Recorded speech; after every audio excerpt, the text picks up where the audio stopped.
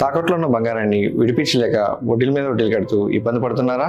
అయితే ఇప్పుడే సంప్రదించండి శివ గోల్డ్ కంపెనీ. మీ నమ్మకానికి మా హామీ శివ గోల్డ్ కంపెనీ. భారత్తో దశాబ్దాలుగా ఉన్న రక్షణ వ్యూహాత్మక బంధాన్ని మరింత బలోపేతం చేసే దిశగా రష్యా కీలక ప్రకటన చేసింది.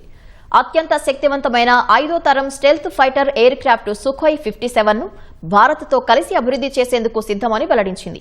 భారత్కు ఈ అత్యాధునిక యుద్ధ విమానాలను సరఫరా చేయడంతో పాటు వాటి సాంకేతికతను బదిలీ చేయడానికి తమకు ఎలాంటి అభ్యంతరం లేదని రష్యా అధ్యక్షుడు పుతిన్ తెలిపారు.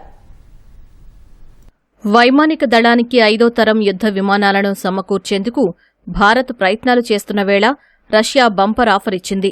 స్టెల్త్ సామర్థ్యాలు కలిగిన సుఖోయ్ 57 యుద్ధ విమానాలను భారత్తో కలిసి నిర్మించేందుకు మాస్కో సుముఖత వ్యక్తం చేసింది. ఈ మేరకు రష్యా అధ్యక్షుడు పుతిన్ ఒక ప్రకటన చేశారు. సెయింట్ పీటర్స్బర్గ్లో అంతర్జాతీయ వార్తా సంస్థల అధినేతలతో సమావేశం సందర్భంగా పుతిన్ ఈ ప్రతిపాదన చేశారు. సుఖోయ్ 57 యుద్ధ విమానాలను భారత్కు సరఫరా చేయడంతో పాటు సంయుక్తంగా ఈ ఫైటర్ జెట్లను అభివృద్ధి చేయడానికి ఎలాంటి అభ్యంతరం లేదని స్పష్టం చేశారు. అదేవిధంగా సుఖోయ్ 57కు సంబంధించిన కీలక సాంకేతికతను భారత్కు బదిలీ చేస్తామన్నారు.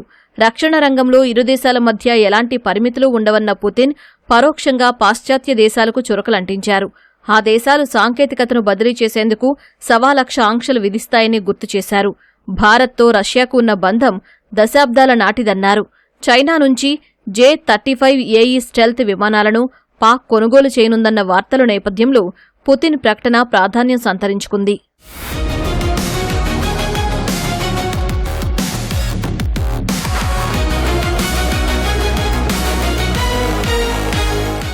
సుఖోయ్ 57 ఫైటర్ జెట్లను సంయుక్తంగా అభివృద్ధి చేసేందుకు రష్యా గతంలోనే భారత్కు ఆఫర్ చేసింది.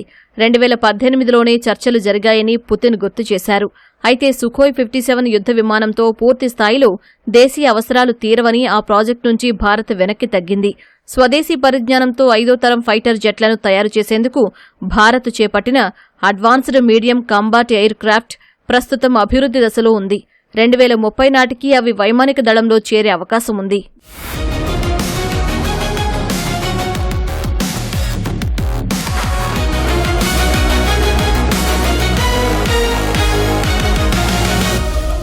సరిహద్దుల్లో సైనిక సమీకరణలు వేగంగా మారుతున్న వేళ రష్యా ఇచ్చిన ఈ బంపర్ ఆఫర్ భారత్కు ఒక అద్భుత అవకాశమని రక్షణ రంగ నిపుణులు అభిప్రాయపడ్డారు.